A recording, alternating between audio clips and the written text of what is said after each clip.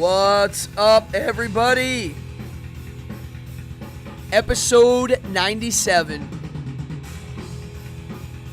Let's have a good time on this glorious Monday. Here we go.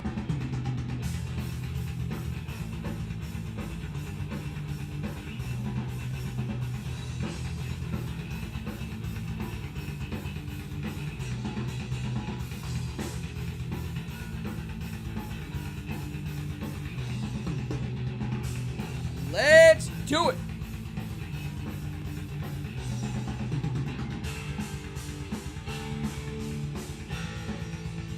What's up, people?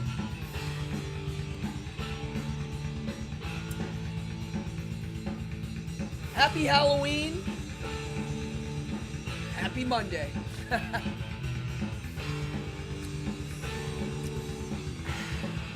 at all.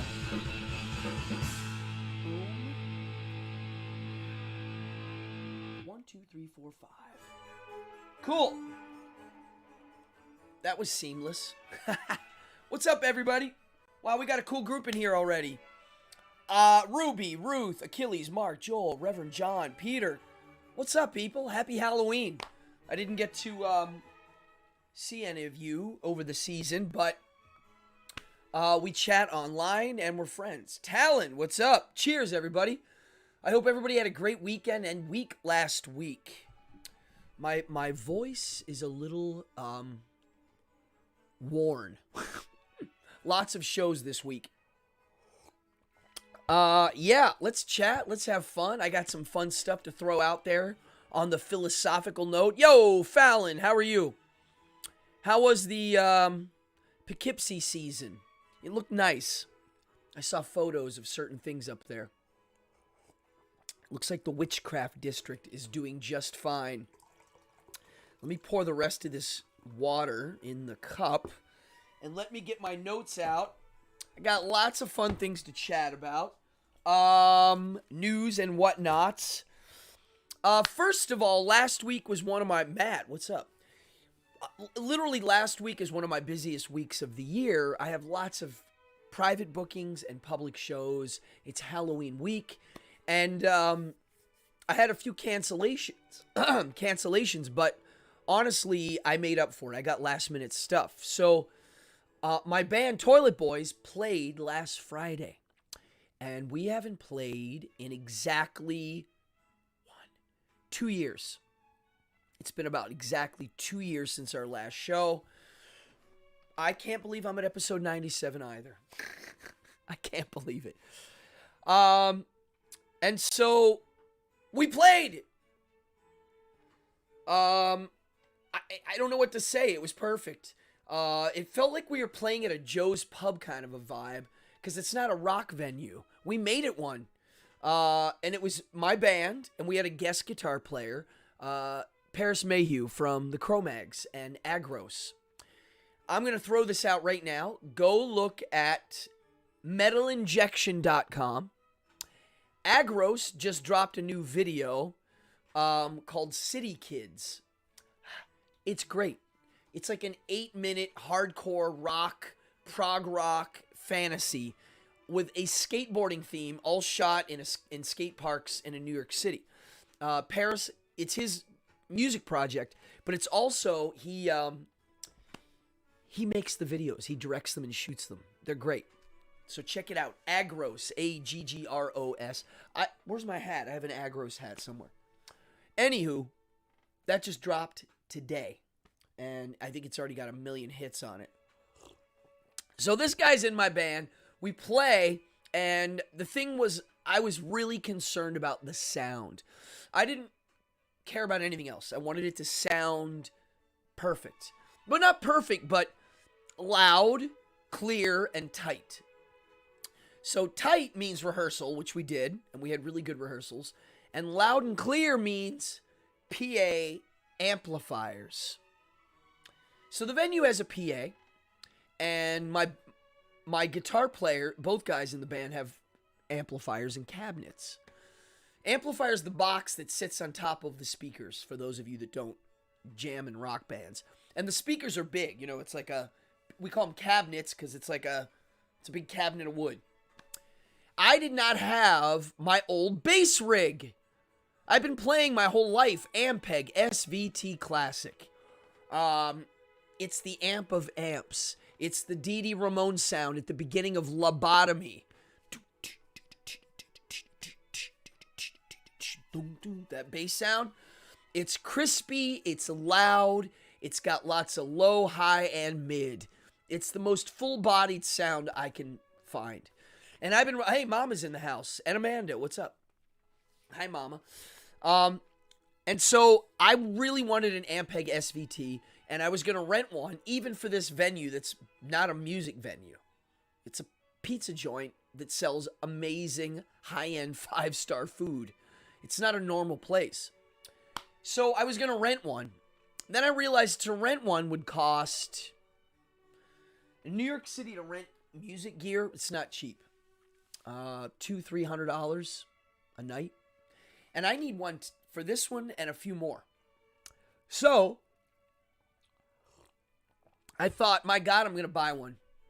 If I own it, my son can use it. The music studio, there's literally 2 houses down, a world-class music studio. It's right here. It's my friend's. It's a building behind his house. He can use it. I'll have it, right? So I'm looking for my Ampeg SVT Classic, used, new. I quickly realized new ain't getting one. They're back ordered.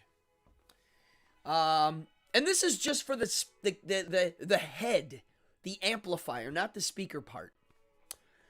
I owned one 20 years ago, new. And back then they were $1,200 just for the head, and the speaker was another $1,000. So you were looking at about $2,200 to $2,300 for your bass setup.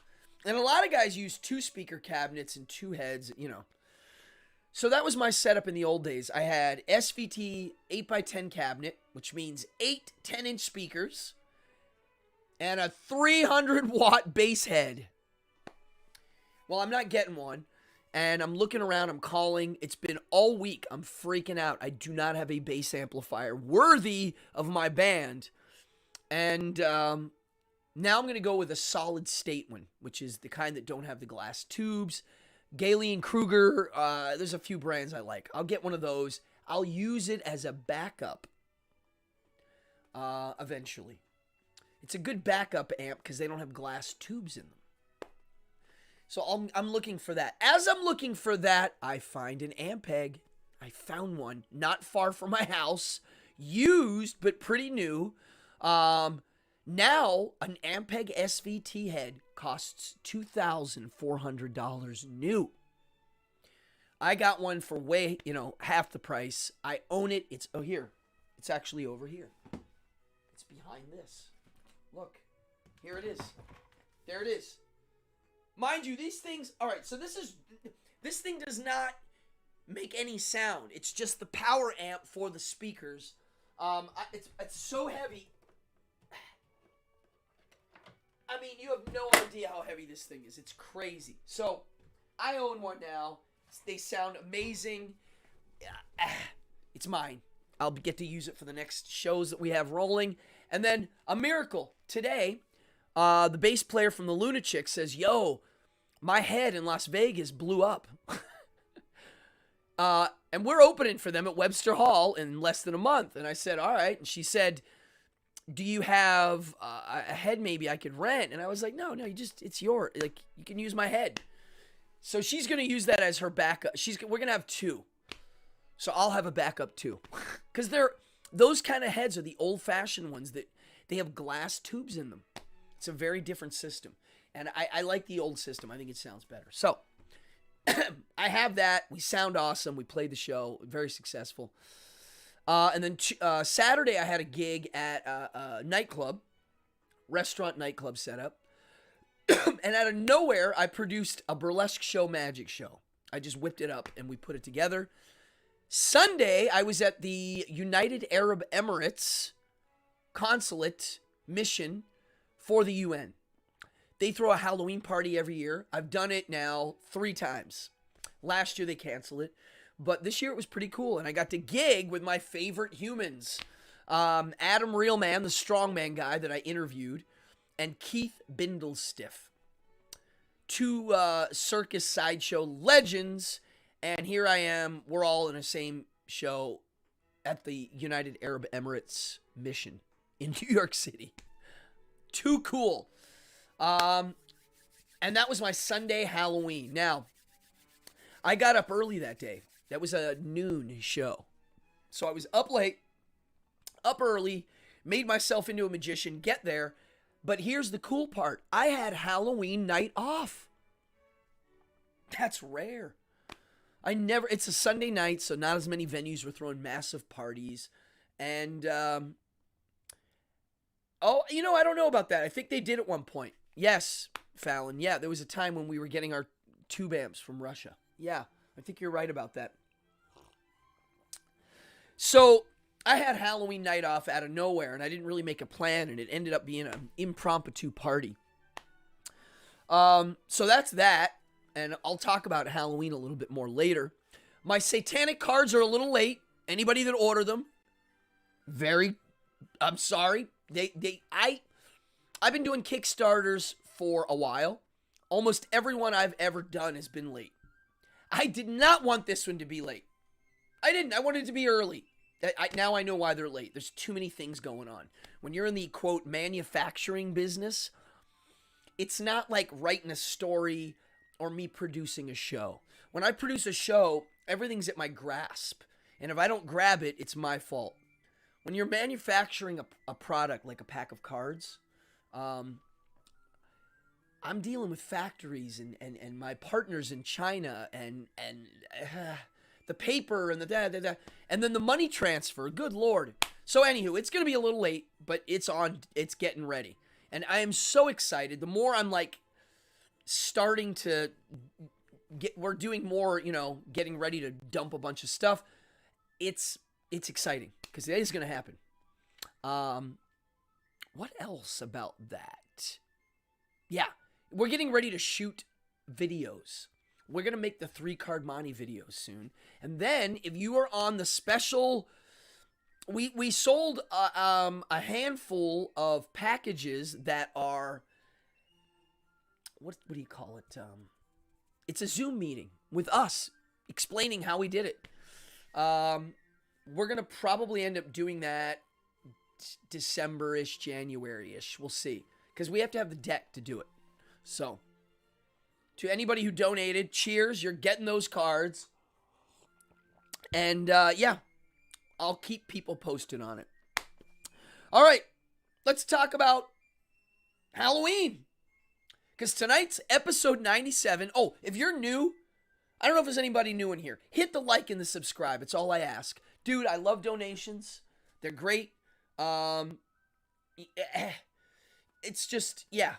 You can donate. Great. I love it. It goes into the show. But you know what? That's not the main gist. The main gist is telling your friends and subscribing. So do that. Peter, right? You've printed stuff before. It's a pain in the butt. Yeah. The 3-card Monty, Ruth, you're going to love. You'll be able to do it. Yeah, I know that. Ruth, you got it. You're right. Printing is it's a little off. So I feel terrible that it's going to be late, but I'm one of those guys. I'm an early guy. When I have a gig, I get there so early, I'm annoying. It's on my glasses. I hate having smudges on my glasses. Yeah, but thank you for being patient. Oh, we have somebody new in here. Hellish Smog. What's up? Party on. Look, this is a chatty group. Chat. The more you chat, the more points you get. The more points you get, you can get a mystery box. No one's ordering mystery boxes. Let's go. Oh, McCurdy, where is she? She's in here. Did you order a mystery box? 2 of them? Or just 1? I don't know why I thought that. What else? Yeah, let's get into the subject. I wanted to talk about Halloween and tonight's episode. I wanted to talk a little bit about Ubermensch. The idea of Nietzsche's Ubermensch, the Superman. And I wanted to go over that a little bit of how I'm understanding it and applying it. I think you'll like it. It's very useful, I think. Zach from work. Yo, come on in, folks. This is chat. If you have questions, ask. So yesterday was Halloween. I always write an essay, and Peter H. Gilmore, the high priest of the Church of Satan, also wrote a great essay on Halloween and how a lot of people just celebrate it every day. I do. I don't think of Halloween. I won't say I get too excited about the holiday, because... Oh, you're welcome, Fallon. Please, thank you for all of your support. Thank you. Literally, from the bottom of my heart. What the hell was I talking? Oh, Halloween. I don't get that excited. Why? I mean, my house is decorated like Halloween all year. If I want to put a costume on and run around and house clean or go to the deli, I will. I'll do it whatever I want. And ever since I was a kid, I wanted to celebrate Halloween every day. It to me is a lifestyle, not a holiday. So, the other notion is I work almost every Halloween. My whole life is memories of either playing rock and roll shows or magic shows. I mean, my life is literally rock and roll and magic. That's it. That's how I make money over the last 25 years and how I work here creatively and how I practice. Oh, we have stuff coming in. It is okay. It isn't. It's fun to watch everybody else get excited. You're right, but I always feel bad. I have a weird feeling of when I see people raging on Halloween and outrageously living in their costumes. I just feel like they don't realize they can tap into that at any moment. You don't need a day's permission to do it. They might, but I always feel kind of bad for them. But ministry said it best. It's true. It's every day.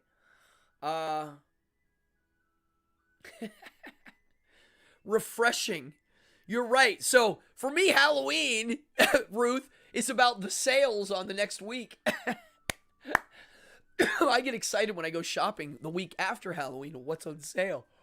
Ooh, I'm yawning, folks, because I have had a busy weekend. God, my sleep is... I'm going to be going to bed early tonight. This week is a little mellow, but not really.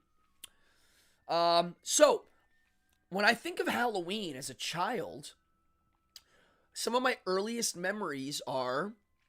Well, here's a story. Fran, I don't know if you're still watching, my mother. I remember her bringing me to the mall when I was very young. I must have been 5, 6. And she had made me a little Peter Pan costume.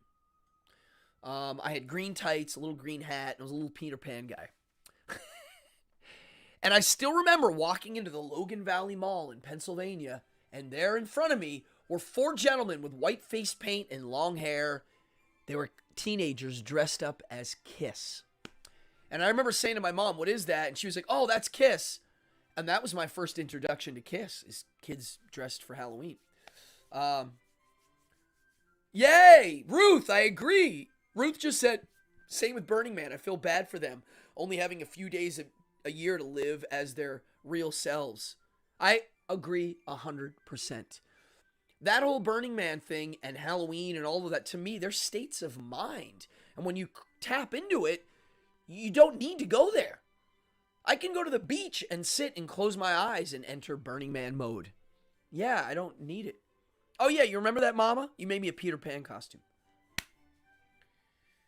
Yeah, half price.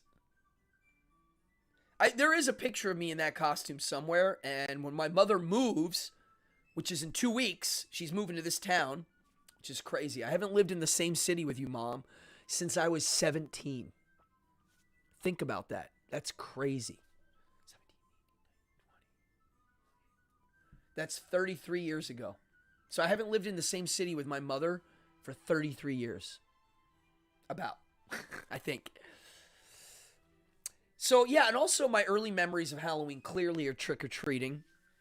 And does anybody else have this in their hometowns? Oh yeah, he had a little feather. I remember. My hometown always did Halloween on the Thursday before October 31st. Boo. They did. I was told it was because of safety reasons. It's so the cops could kind of monitor the Halloween trick or treat thing. Why? That is the lamest thing I've ever heard. That they don't do it on October. Halloween's October 31st. It's so weird. Anywho, we would trick or treat. As I got older, I started doing the bad stuff. I did. I was that guy. We would arm ourselves with,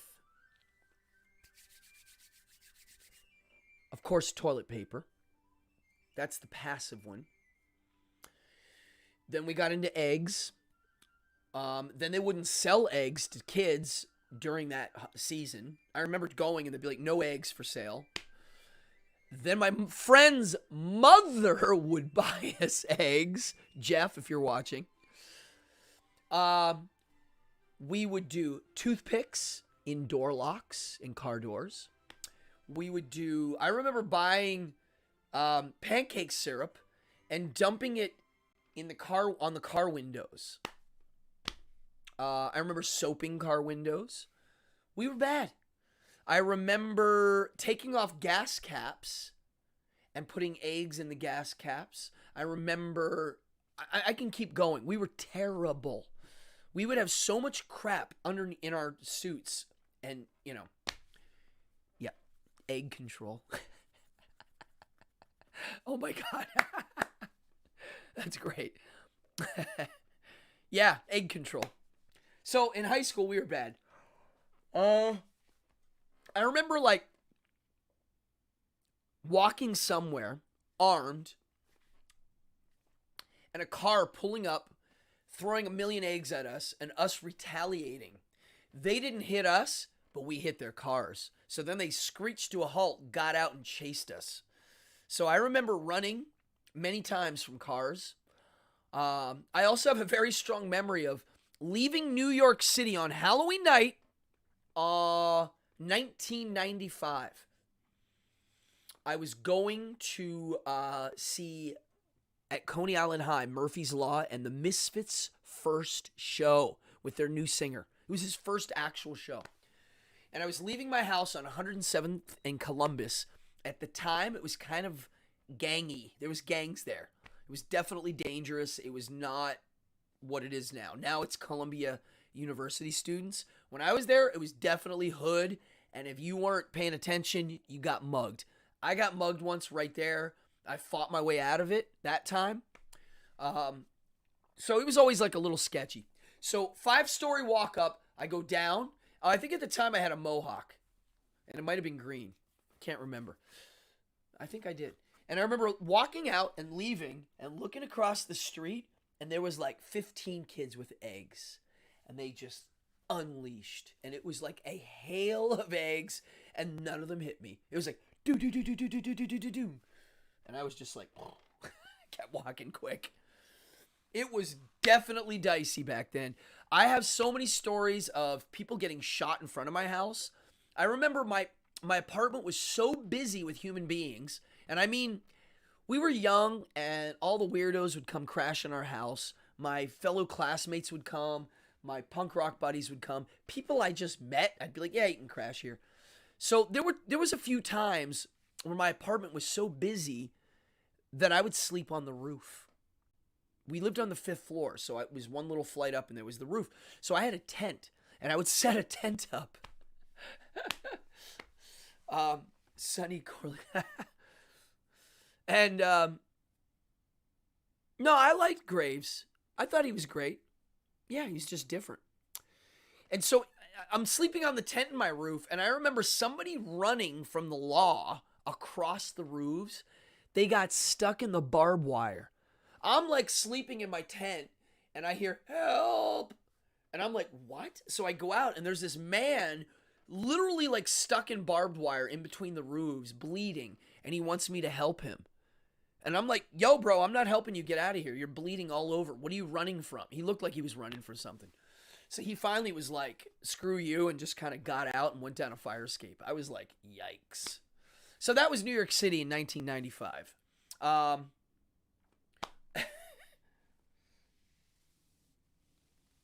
Yes. Well, yeah, symbolically, Halloween is a loaded subject. Wow, my finger's so sore. My bass playing fingers they weren't used to this kind of treatment. So I have many crazy Halloween memories. A lot of my strongest ones, though, are playing rock and roll shows.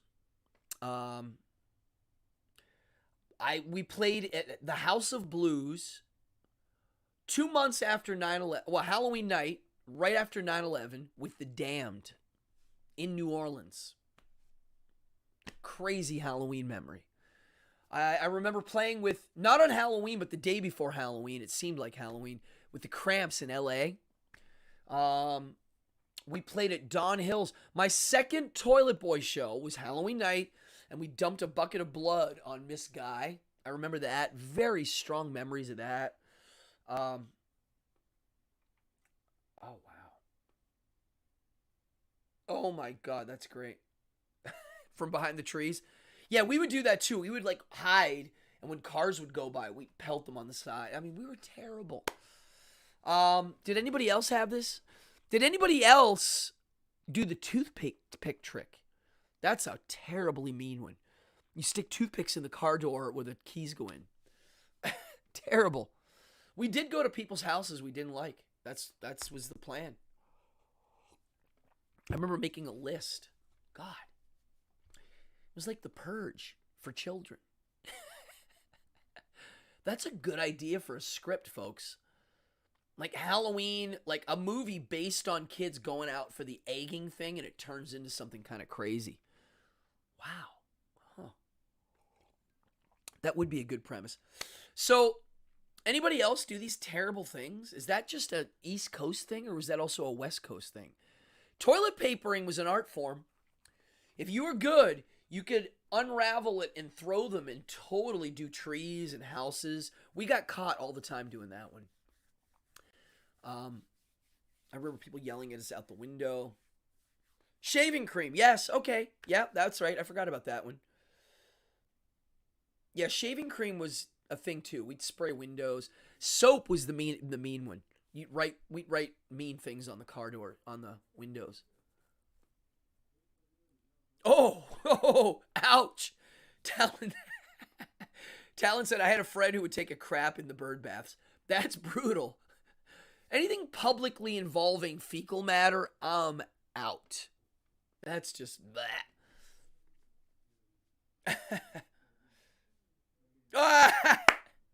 The house that gave juice boxes. How about the house that gave apples? A lot of people stopped doing that. We definitely did 2 costumes for the houses that had good candy bars. We had a couple rich people that gave out full candy bars. So we would have 2 rubber masks, and it worked, and I'm not making this up. My buddy had a car. We would, like, maximize with the car. Stupid teens.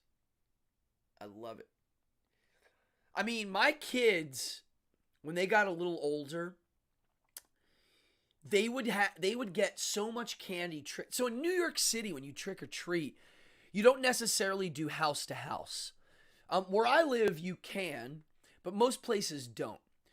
You go to businesses. You go to the deli. You go to the bagel shop. You go, and they all give out candy. And my kids would get so much candy. So yesterday, I have off. And I'm like, you know what? I'm just going to have a couple people over, some neighbors. And I had a really good friend who I invite. I was like, come out. If you want to come. And him and his lady came.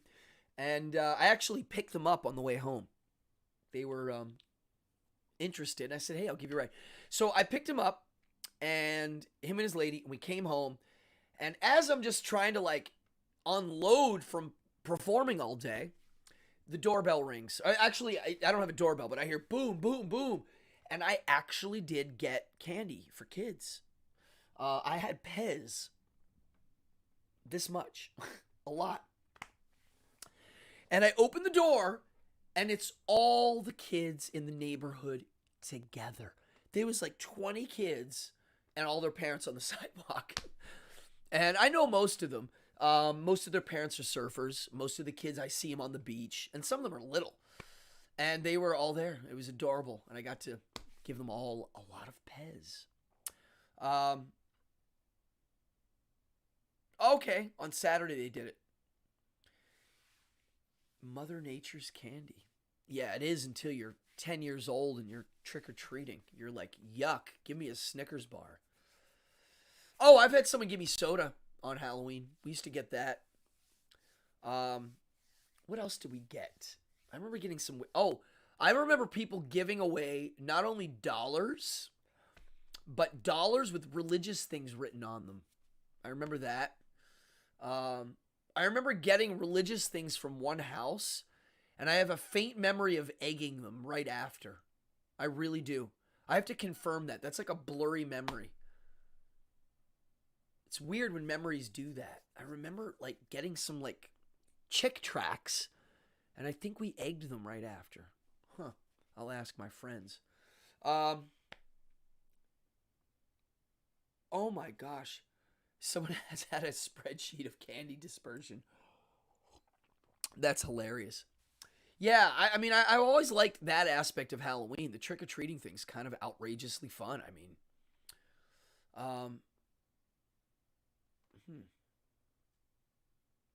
crap on command. We used to get a quarter. I remember someone that gave quarters, $1. Imagine giving away dollars. It's crazy. There's a great book I have called Trick or Treat, and in it, the kids go, trick or treat, and the guy goes, how about a trick? And then he brings them in and does a magic show. So one year, it is definitely my dream to do that. I would just do it. And the end of the book is all the kids keep coming in, and all the parents are like, where the heck are our kids? They all disappeared. So they finally come to the house, ring the bell, and they see the kids in there watching a show. The parents are now watching, and they find out that their neighbor, the old guy with the creepy house, he's a retired professional magician. How crazy is that? No Necco wafers? Oh, dude, right here. It's my favorite. You would hate chocolate Pez because it tastes like Necco's. I love it. Oh, this is empty. The other one is black licorice. Love it. I'm a black licorice guy. I'm going to have some Pez right now. All this Pez talk. I love Pez. So let's get into some Ubermensch stuff. Because I was thinking on Halloween, people dress up to be people they admire. You don't dress or make fun of. I mean, people do dress up as people they don't like. But honestly, it's usually something you think is cool and you want to emulate them. And so I've been reading a lot of Nietzsche. I got to admit, it's not easy. I'm reading Beyond Good and Evil now very slowly. I have a study guide. Where is it? Where is my study guide? Oh, here it is. Here, I'll show you. I highly recommend this. Anybody wants to read Nietzsche, pick this book up. A Beginner's Guide to Nietzsche, Beyond Good and Evil. It basically breaks it up and gives you a little bit of a detail. Here's the book itself. That book is very inexpensive, folks, and it's mind-blowing. So, the idea of Ubermensch, it's one of his concepts. Ubermensch translates to Superman or Overman, but Superman sounds better. And it has a little bit of a negative connotation because the Nazi Party kind of used it as we're going to create a race of Supermen. And that's not what he meant. That's the crazy part. I believe Nietzsche's sister kind of like egged it on with the Nazi thing because they were the boss and at the time in style and she was going with the flow. So I think she was pushing it towards that, even though that's not what it is, which you'll learn really quickly once I start breaking it up a bit. Now, this is kind of fun. This Ubermensch thing. The idea of us becoming Superman and what that means.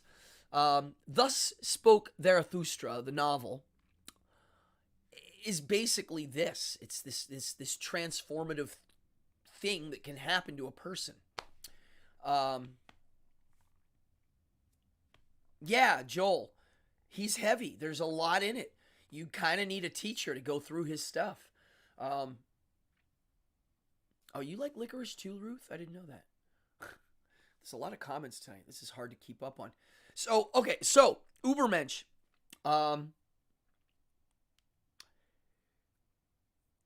So he thought the proclamation of God being dead. God is dead. We killed him. He's done. We don't need him anymore. Well, now what?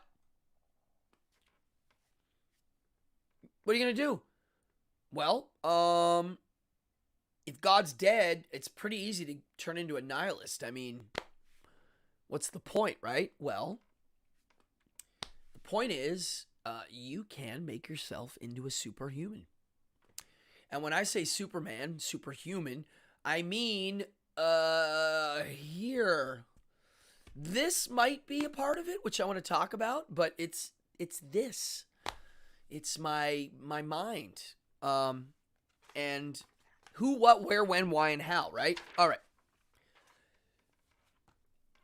I'm going to not define it yet, what a Superman is. We'll do that later. And I'm not going to define what I think it is. Yeah, licorice is a natural steroid. If you have aches and pains, it's good. Man is God, 100%. We are God. We are making our paths. Some people are following other men, and some people are those gods, I would say. Licorice can be a god. If you choose to worship it. I love licorice. I do. I like the natural one, too. So here's the process of becoming an Ubermensch, according to Nietzsche. He came up with a little bit of a process, and it's kind of neat. Yeah, I mean, God is dead. I agree. Yeah, it's like that age of taking a mythology seriously to the point of it becoming a reality, coinciding with our brain evolving to believe in invisible deities.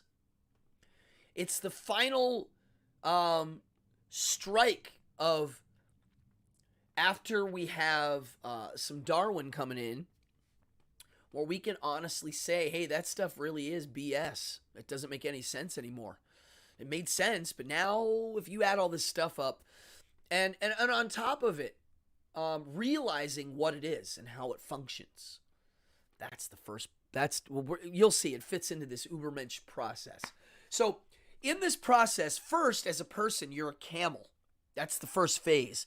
And a camel, it's good for taking a long trip, a heavy load, a heavy burden. But the camel represents following some sort of code. And Nietzsche called the code the golden dragon. And this golden dragon, that's part of this first phase of becoming a Superman. The golden dragon represents understanding the desires and values taught by your parents and society. It's this thing that we know of. When we're little kids, you're told right from wrong and follow the rules and sit in your chair and listen to the teacher. And all of those things added up become this golden dragon. And the people that follow that feel good when you do it right. When we obey and follow, we feel fulfilled. I remember one of the tenets taught in Boy Scouts was to obey, to listen, to follow. And a lot of us would say that that's not who they are. They don't follow or obey. But I think in the Nietzsche system, it's important to start there. It's like a painter starting with abstract. You can't start abstract. You almost need to learn how to study reality and how a cup looks in a two-dimensional world. Learn how to draw a cup, then you can abstract it, right? So this dragon The camel's following the dragon. He's being a good camel. And now most people don't have a clear vision of that dragon. And Nietzsche's saying, no, you need a clear vision of it, whatever it is, and you need to stick to it. Hence the camel. The camel takes long trips. He carries a heavy load. He's got a hard gig, right? So the camel's on his journey, following this dragon that he knows what it is. It's not mystery. Most people don't know the dragon. They don't follow any specific code. They haven't made their own code. They're not even following somebody else's code. They might be following a little bit of that one, and a little bit of that one, and a little bit of that one. And some days they don't. They don't care, right? Oh, this is interesting. Freud called the dragon the superego. And according to Freud, we start developing this superego or dragon at age 5. It's a personality component. And in that, when we obey, we get dopamine blasts. When we follow the rules, right? So this camel is rolling along. And so here we go. How do you be a good camel?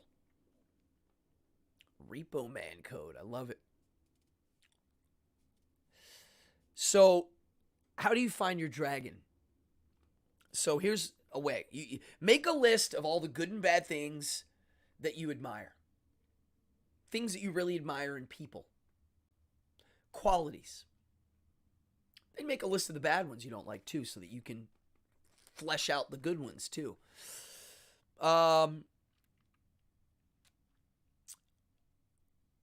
Then make a list of people that you admire and look at their qualities and compare and contrast. I think the dragon is somebody who's, and this is my personal list. If I had to do that list, make a list of characteristics that you look up to and admire. Non-reactive. I mean, it's weird because my list is something I made after going through lots of this process. It's not a list I would have made 20 years ago. But here's my list right now of good qualities. Non-reactive. Responsive, non-reactive. Patient. Focused on your dragon path or whatever it is.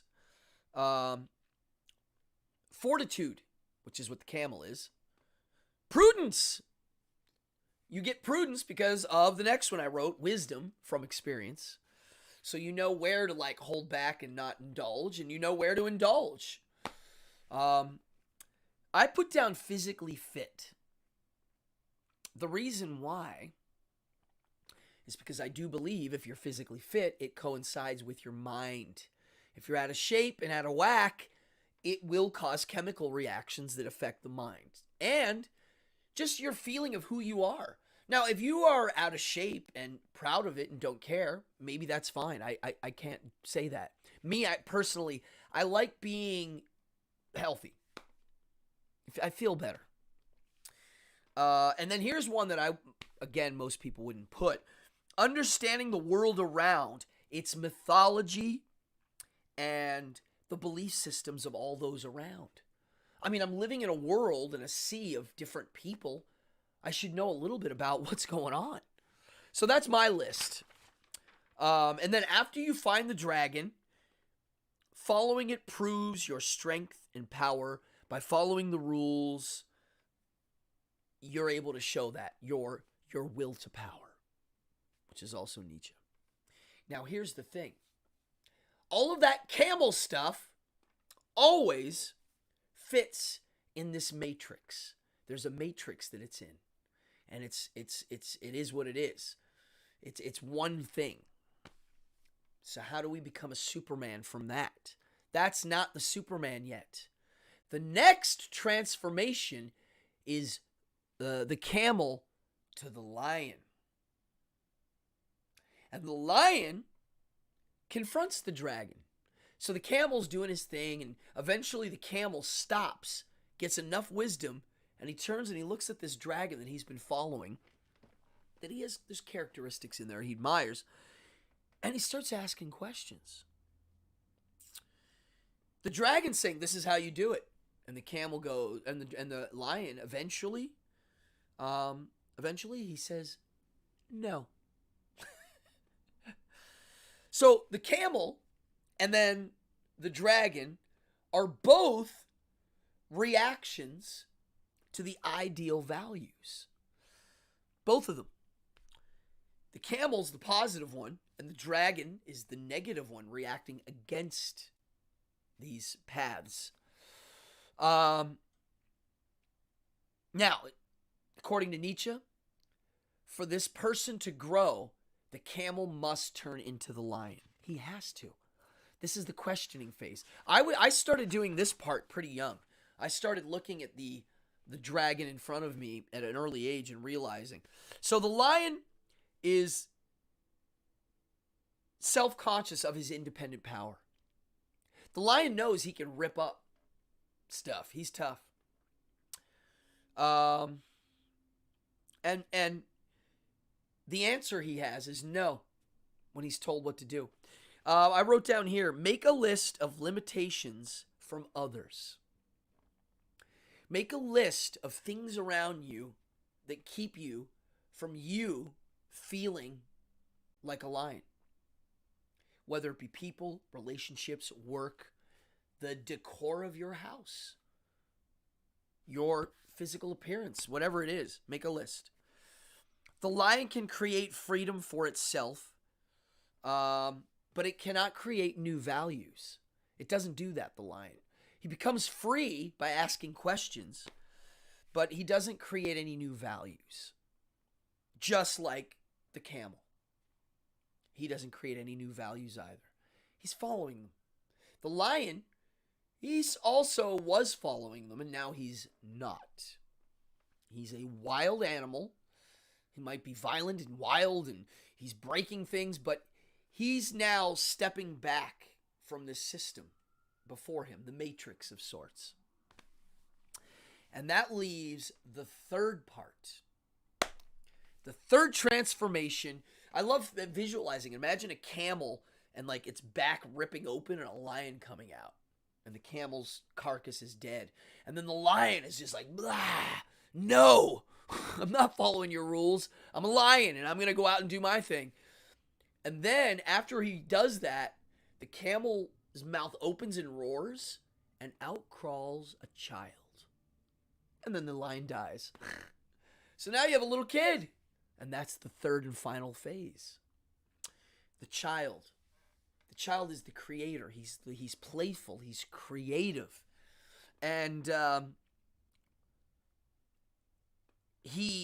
child creates new values. Ones that are tuned to the original guy. And he's a free spirit. The child, I wrote this down. Now, this is my thoughts on this transformation. The child is beyond good and evil. He's also where artists live. I always thought the artists that I admire were beyond good and evil.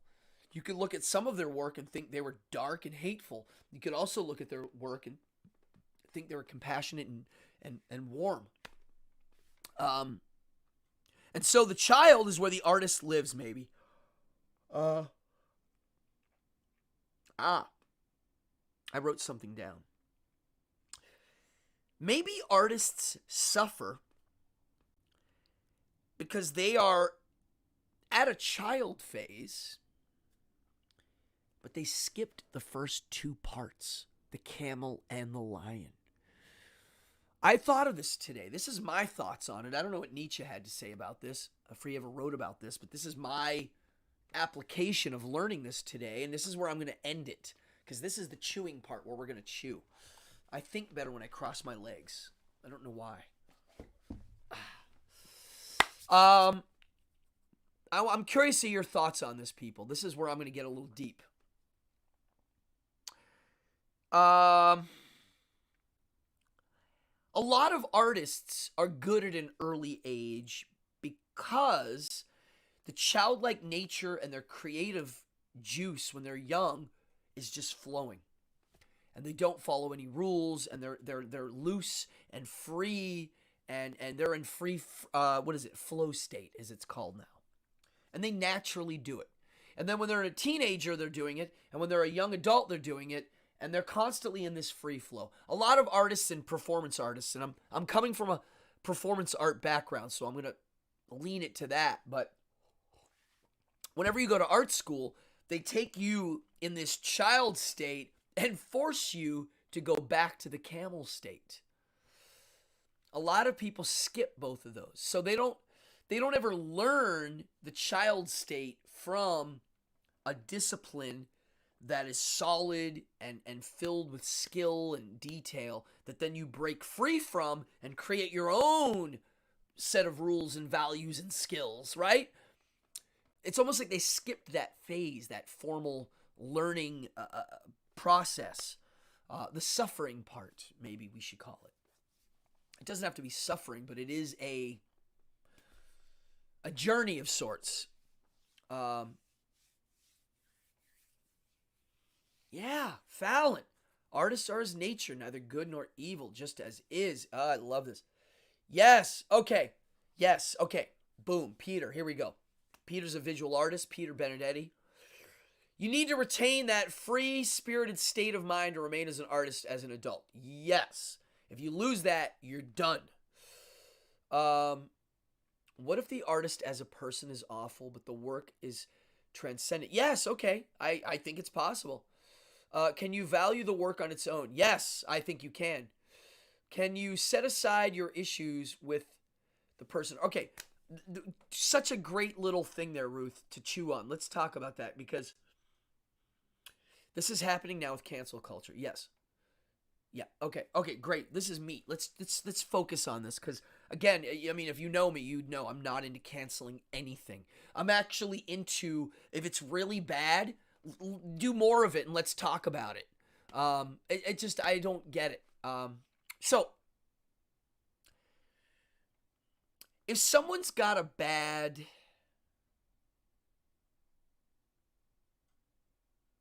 let's just say value system.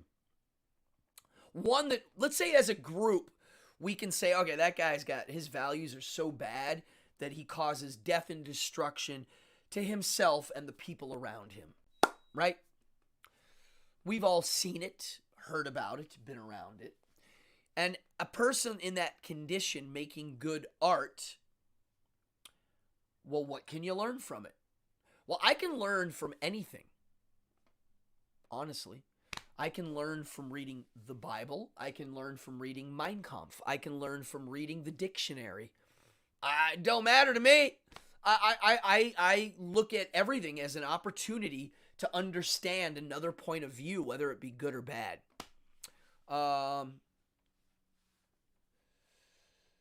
Yeah, Michael Jackson made some great music, and he's considered to be a terrible person, even though that story of what happened to Michael Jackson is debatable.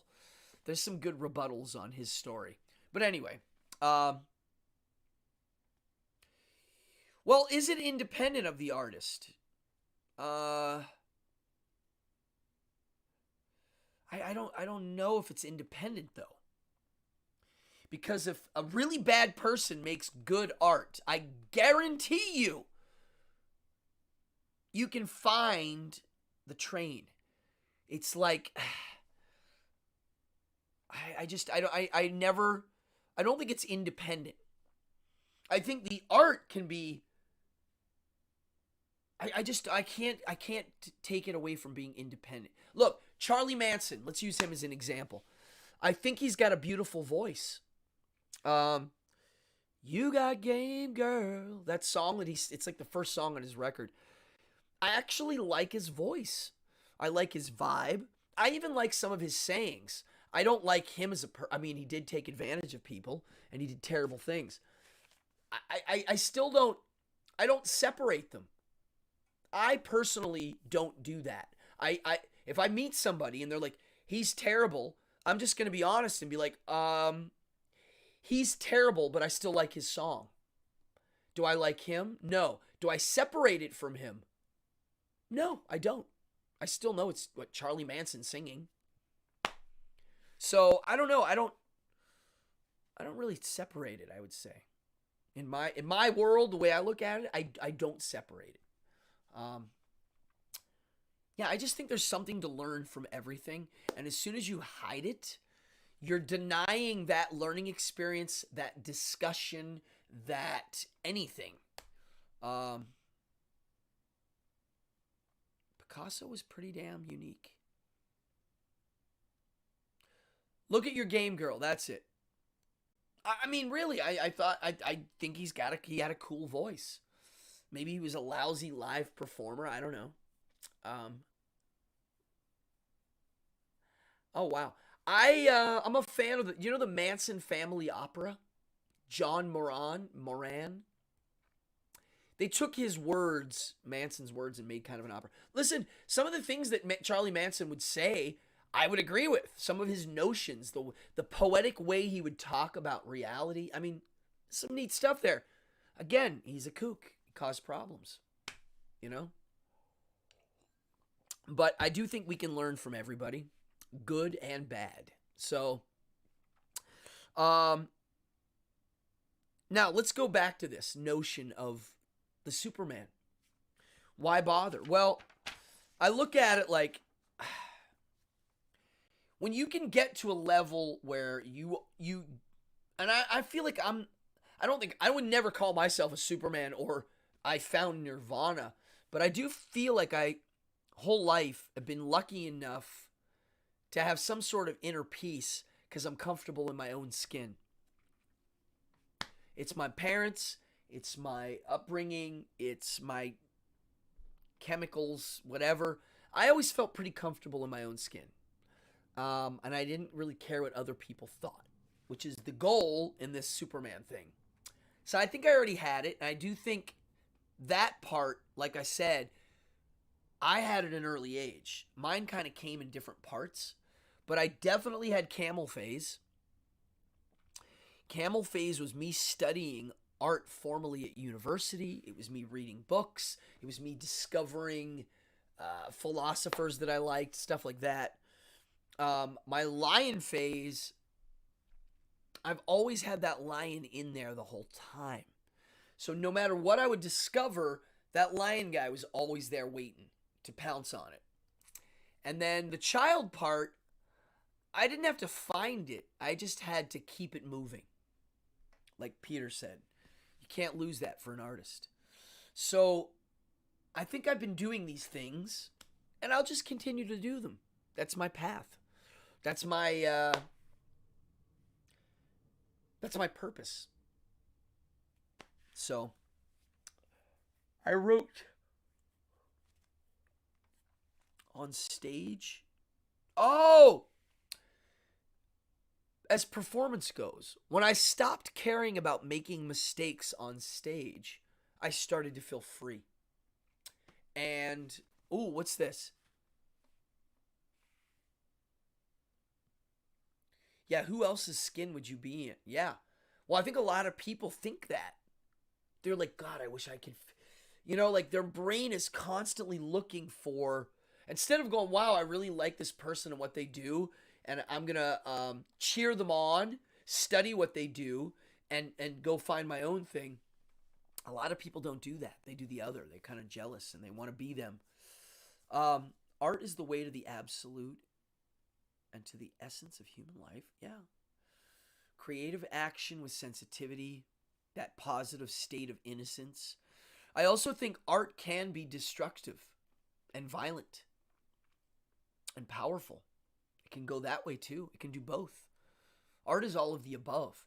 Art is magic. I love, what's his name's definition of magic? Carl Abramson. Magic is art. What is art? Art is. Because everybody's version of art's different, just like magic. One line short of a wardrobe. Camel. Embracing the greatest ideas you love and were taught. The lion. Becoming free from them. Not needing them. Not relying on these ideas to like make you a human. realizing you can maybe step away into this void and experience it raw, that's not pretty, and from that find your own values. And that's the child, creating your own ideal values. What's that saying? I break the laws that you make, but I keep the laws that I make. Or I break the laws that you keep, and I keep the laws that I make. To me, that's the final phase. When you can do that with confidence, and you're comfortable, and you're an individual, and you're constantly just in that flow state of being, yeah, that's the Superman. I mean, that's the goal, at least. It's the nirvana of the Nietzsche way, maybe. It's sad that he went nuts. He died, I think, kind of losing his mind from syphilis, which is terrible. But at the end of the day, I think all we have is to, you have to think about what you value, right? I do all the time. Do people ever, do most people sit and think why they like music, certain musics? How many people, when you ask why you like something, they go, I don't know, I just like it. I can't do that. I like to think about why I like it in detail. Does anybody else do that, or am I the only weirdo that does that? Skate and destroy and skate to create. That's great. Maybe art and nature should be synonymous. Well, it is kind of a version of it. I love it. God, I'm so yawny tonight. I hate yawning. I don't like it. I think that I'm going to be reading the Nietzsche stuff now for the next 6 months. A lot. I find it to be now the most fascinating one because it seems like he's contradicting himself sometimes. He always thinks the Stoics' notion is based in some ideal singular truth, and I don't think so. I think you can follow the Nietzsche stuff, realize that values are subjective, and use the Stoic notion that, yeah, suffering is part of the deal. Might as well get used to it. Might as well train your mind to handle it a little bit, because it's coming. The hammer's falling on me, on you. I always joke around at how shocked people are when people die. They died. It's pretty common. And it's quite surprising most of the time. And we all know that. It's surprising and common. And pretty final. And it happens daily. So, minds will start chewing on it. It doesn't have to get in the way. It can stimulate. It can awaken. So, those are my thoughts for this Monday. What was his argument with Jung? Now you got me on that one, Fallon. Woo, that sounds fun. Was it on the notions of archetypes? Because I actually think that the archetype thing is partially real. It's real because our brains like archetypes. That's what I think.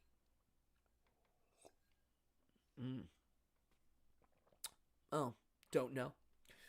All right, I'm going to bounce. It's Monday. I am physically exhausted. Like right now, if I talk, it's like hard for me to, my voice is weak. The other thing is my shoulders.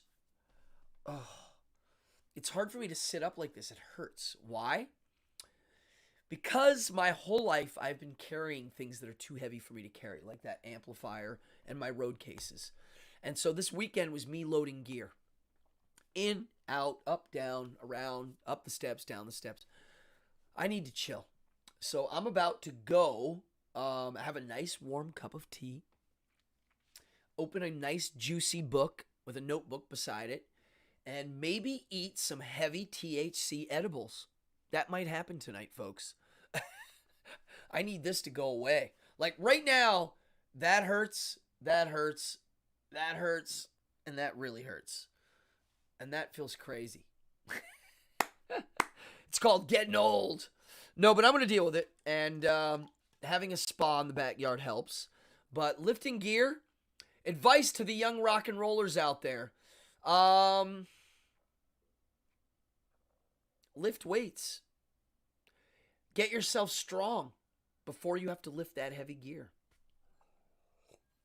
Because you are going to have to lift some sort of gear. Although the bands nowadays show up with a laptop and plug their guitars into them. They don't use amplifiers. That's okay. All the new guys out there that want to be rock and rollers, show up with your laptops. Show up with your digital drums. Show up with your, whatever. Because everybody that sees you play, when they come and see the old farts play with the real equipment, their faces will melt. That's all I'll say. Thank you, Ruby. It is, yes. Here, quickly, before I bounce. Nietzsche had the argument, Jung was the counterpoint to Nietzsche, basically. Yeah. Okay, I'm going to look that up. I'm going to look it up. I like it. Folks, if you're new to this channel, hit that subscribe, hit that like. I'm trying to get to 1,000. It's damn impossible. Anybody, spread the news. I'm going to be doing these shows. As it gets colder, I'm going to be doing more of them. And yes, I'm working on an episode that's going to blow your mind. I don't want to, I've let it out. I'm working on my curse episode. I'm writing a book on how to curse people, and I did an episode on it. And it's not just how to curse people. It's the concept. It's historically the concept. It's culturally the concept. It's legally, what does it mean? By law. Literally, like today's law is, are you allowed to go up and curse somebody? I'm doing a book, and I'm working on an episode. It will be a Behind the Devil's Curtain, and I can't wait. It's a lot of work. So stay tuned for that. It should be fun. And anybody new in here, hit that like, hit the subscribe, tell your friends. I really like doing these shows. They stimulate my brain. Hopefully they get you to want to learn more too. Like Fallon just threw some stuff out now I'm going to go chew on. So thank you. Shout out to some friends having an anniversary. I don't know if they're in here tonight. They had their wedding anniversary yesterday. Congratulations. Cheers. I think they said it was 40 years married. Amazing. Cheers again. Congrats. What else? Yeah. Thank you, everybody. Yeah, more Devil's Curtains coming. As the winter gets colder, my dark side comes out a little more. I definitely have a dark side. People that know me know that, and if you watch the show, I think you know that. I live on the edge of both sides, and I'm pretty comfortable. So, everybody, happy Monday, happy Halloween, and let's have an awesome winter, because it's coming, and I'm ready. Thank you, Joel. Guys, chat away. If you want a mystery box, I got some cool stuff to throw in them now. Go look in the description below on how to get a mystery box. You got to have points, and if you look in the chat, you'll see people getting points and redeeming them. My last robot, Zalthon, just hit the Streamlabs thing, and he just said, redeem points here. So if you go there, you can get a poster or a mystery box. Right? Folks, on that note, I'm out of here. My name is Cardone. This was episode 97. We're getting close to that 100 episode. And, yeah. Thank you, Talon. Party on, everybody. And I will see you not Wednesday, possibly Friday. Let's see. If not then, definitely next Monday. And thank you all. Party on.